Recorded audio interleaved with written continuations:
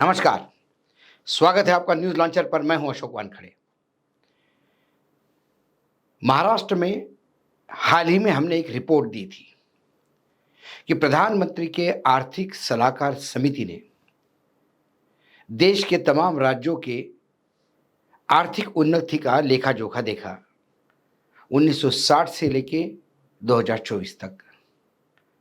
और उसमें महाराष्ट्र जो हर बार उन्नति करते वहां नजर आ रहा था, 2014 से 24 तक इन 10 सालों में महाराष्ट्र की अधोगति हुई, निगेटिव मार्किंग हुई, प्रगति के जगह पे अधोगति जिसको मैंने कहा। लेकिन महाराष्ट्र के तमाम मंत्री लगातार विकास की बात करते हैं, उन्नति की बात करते हैं। प्रधानमंत्री से लेके जेपी नड्डा तक चुनाव की रैलियों में महाराष्ट्र कैसा सुजलाम सुफलाम भूमि हो गई, इसकी बात करते हैं। तो फिर हमने सोचा कि इसके पीछे कारण क्या है। झूठ बोलते होंगे, लेकिन इतना झूठ तो पता पड़ा प्रधानमंत्री नरेंद्र मोदी जी हो या बीजेपी के बड़े स्टार प्रचारक हो या जेपी नड्डा हो या एकनाथ शिंदे हो या अजित दादा पवार हो, ये एनडीए गठबंधन के तमाम नेता जिस महाराष्ट्र के प्रगति की बात करते हैं, असल में वो प्रगति मात्र मंत्रिमंडल की है। 2019 में जब चुनाव आयोग के सामने फॉर्म भरा तो उसमें जो संपत्ति का ब्यौरा दिया, और 2024 में 5 साल बाद फिर कुछ मंत्रियों ने अपना फॉर्म भरा, उसमें भी संपत्तियों का ब्यौरा दिया। तो इस 5 साल में जिस हिसाब से संपत्तियों में बढ़ोतरी हुई है, उससे आंखें खुली की खुली रह जाती है। 5 ऐसे मंत्री हैं महाराष्ट्र में जिन्हें मेरी गुजारिश है कि यदि इस भारत को सोने की चिड़िया बनाना है, विश्व गुरु बनाना है, तीसरी अर्थशक्ति वगैरह छोड़ दीजिए, सही मायने में आर्थिक ताकत बनना है, तो इन 5 लोगों को, 4-5 लोग जो नाम मैं बताऊंगा, इनको तमाम आईआईएम या इतने भी हमारे मैनेजमेंट के इंस्टीट्यूट्स है बड़े बड़े, वहां पे इनको लेक्चरर करके भेजना चाहिए, ताकि ये युवा पीढ़ी को बताएं ऐसा क्या उन्होंने किया कि उनकी संपत्ति 100% से ज्यादा इस 5 साल में बढ़ी, जिसमें कोविड भी 2 साल था। मतलब ये 3 साल का खेल। और यदि इनमें नाम लूं मैं, तो अदिति तटकरे ये सबसे ऊपर होती है। इनके संपत्ति में बढ़ोतरी 771.8% हुई। 2019 में जब इन्होंने फॉर्म भरा, विधायक बनी, तब इनके पास मात्र 39 लाख रुपए की संपत्ति थी। अब ये 39 लाख वाली संपत्ति 3,41,00,000 की हो गई। यदि प्रतिशत में बढ़ोतरी देखो तो 771.8%। संजय राठौर, जो एक व्यभिचार के केस में जिनके ऊपर इंक्वायरी हुई, एक लड़की ने हत्या की क्योंकि उसने कई बार अबॉर्शन कर चुके थे, उसके टेप आए, फिर ये स्वयंभू खुद को ही क्लीन चिट देने वाला मामला हुआ। वो शिवसेना में थे, तब समाज में जो प्रेशर बढ़ रहा था उससे ड्रॉप किया गया मंत्रिमंडल से। लेकिन फिर जब शिवसेना टूटी तो वो फिर एकनाथ शिंदे के पास गए और फिर वो कैबिनेट मंत्री बने। संजय राठौर 2019 में इनकी संपत्ति 5,86,00,000 थी, वो बढ़कर 18,70,00,000 हो गई। इनकी बढ़ोतरी 219.8% है। संजय बंसोड़, दूसरे मंत्री, 2019 में जिसकी संपत्ति 2,03,00,000 थी, वो बढ़ के 4,96,00,000 हो गई, 143.8% की बढ़ोतरी। रविंद्र चौहान, जिनके पास 7.11 करोड़ यानी 7,11,00,000 रुपए थे वो 2019 में, वो बढ़ के 15,40,00,000 हो गए, 117.7% की बढ़ोतरी हुई। पूरा ब्यौरा दूंगा मैं। उसके बाद 50% से ऊपर जिन्होंने अपने संपत्ति में बढ़ोतरी की, उसमें मुख्यमंत्री एकनाथ शिंदे 7,82,00,000 थे 19 में, अब जाके 10 करोड़ 13 लाख हो गए, 66% के आसपास बढ़ोतरी हुई। देवेंद्र फडणवीस उप मुख्यमंत्री 8 करोड़ 9 लाख रुपए थे, वो बढ़ के 12 करोड़ 6 लाख रुपए हो गए, 56% बढ़ोतरी हुई। धनंजय मुंडे 21 करोड़ 10 लाख रुपए थे, वो बढ़ के 48 करोड़ 30 लाख हो गए, यानी 81% की बढ़ोतरी उन्होंने की। गुलाबराव पाटिल 4 करोड़ 56 लाख। गुलाबराव पाटिल को जब बाला साहब ने शिवसेना ज्वाइन करवाई थी, तो ये पान का ठेला चलाते थे, पान पट्टी जिसको मराठी में कहते हैं, यानी पान की दुकान, छोटी गुमटी। अब उनकी संपत्ति 2019 में 4 करोड़ 56 लाख थी और बढ़ के 5 करोड़ 58 लाख हो गई, 75.4% की बढ़ोतरी। दादा भूसे 10 करोड़ 20 लाख की संपत्ति थी 2019 में, बढ़ के 18 करोड़ 10 लाख की हो गई, अब 77.2% की बढ़ोतरी। दीपक कास्कर बहुत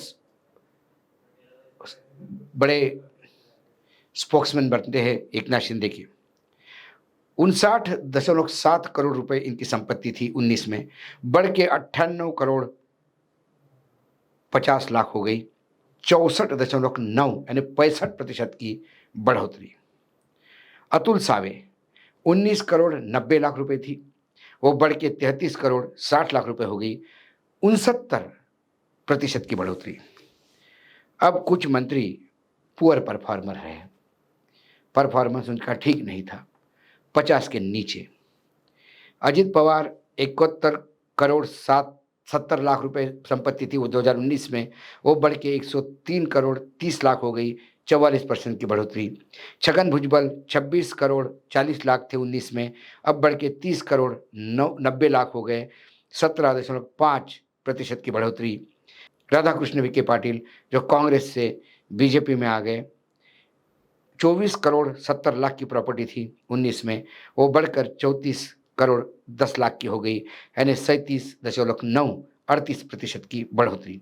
सुधीर मुनगंटीवार 9 करोड़ 80 लाख थी, बढ़ के 12 करोड़ 40 लाख हो गई, 26% की बढ़ोतरी। विजय गावित 25.5 करोड़ की जब संपत्ति थी उनकी, वो बढ़ के 28.3 करोड़ की हो गई, 12% की बढ़ोतरी। दिलीप वलसे पाटिल शरद पवार के खास, अजित पवार के साथ चले गए, सहकार मंत्री है, 4 करोड़ 53 लाख रुपए थी, 5 करोड़ 58 लाख रुपए होगी, 23% की बढ़ोतरी। हसन मुशर्रफ जो शरद पवार के राइट हैंड माने जाते थे, कोल्हापुर के रहने वाले, और इनके ऊपर ईडी का इतना प्रकोप हुआ कि ये डर के मारे अजित पवार का पल्लू पकड़ के बीजेपी के पाले में चले गए। 9.66 करोड़ मैंने 9 करोड़ 66 लाख उनकी संपत्ति 19 में थी, बढ़ के 12 करोड़ 90 लाख रुपए हो गई, 33% की बढ़ोतरी। सुरेश खाड़े सांगली जिले से आते हैं, श्रम मंत्री हैं, 4 करोड़ 96 लाख थे, 5 करोड़ 44 लाख, 9.5%, 9.5% की बढ़ोतरी। उदय सामंत 3 करोड़ 7 लाख रुपए थे 19 में, 24 में बढ़ के 3 करोड़ 82 लाख हो गए, 24.4% की बढ़ोतरी।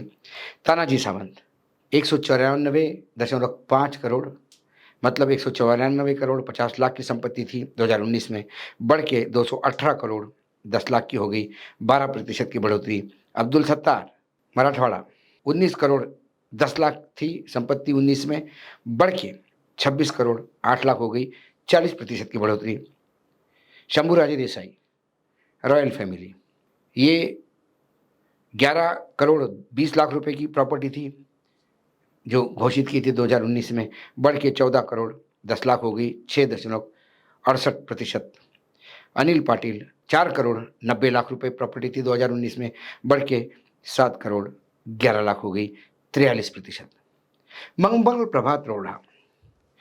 प्रभात लोढ़ा ये 158.2 करोड़ इनकी 2019 में थी, वो घट के 140.8 करोड़ रह गई, 11% निगेटिव माइनस में है ग्रोथ।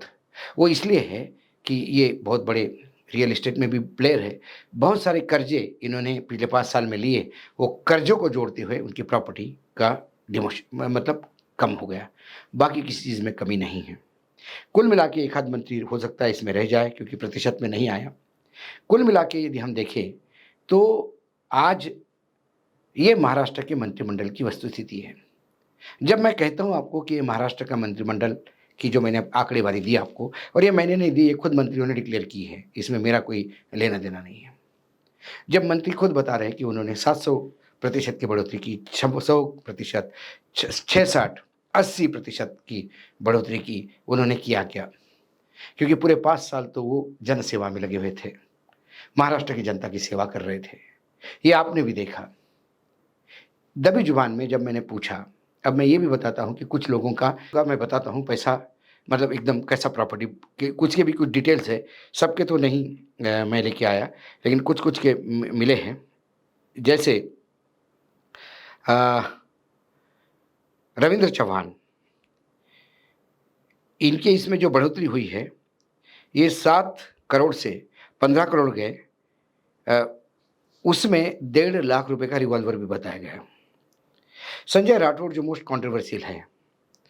अब इन्होंने 2023 में प्रभा देवी में 13 करोड़ रुपए का मुंबई में एक फ्लैट खरीदा और उनके पत्नी ने दिसंबर 2019 में नागपुर में 37,452 स्क्वायर फुट का कमर्शियल एरिया में प्रॉपर्टी खरीदी, वो भी 11 करोड़ रुपए की।